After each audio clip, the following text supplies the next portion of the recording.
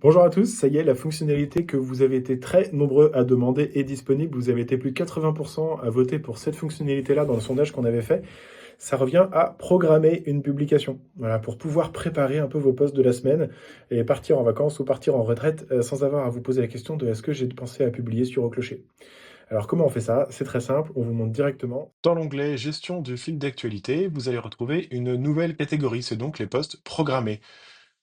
Ici, dans la paroisse de thèse, vous y voyez déjà un exemple de poste programmé. Alors, pour en ajouter un, vous allez, comme d'habitude, publier un article, et vous voyez qu'à côté du bouton Publier que vous connaissez, vous avez ce nouveau bouton Programmer. Donc, vous ajoutez un titre, un contenu, et voilà, plutôt que de publier, vous programmez en choisissant la date à laquelle vous voulez que ce poste apparaisse dans l'application.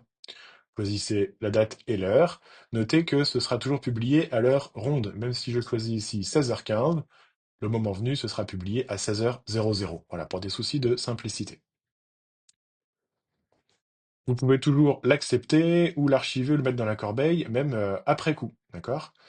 Pour que ce soit immédiatement effectué. Dans l'application, ce poste apparaît dans l'espace de gestion du fil d'actu comme un poste normal. Voilà, il est là, et je peux l'accepter ou le refuser en quelques clics comme d'habitude.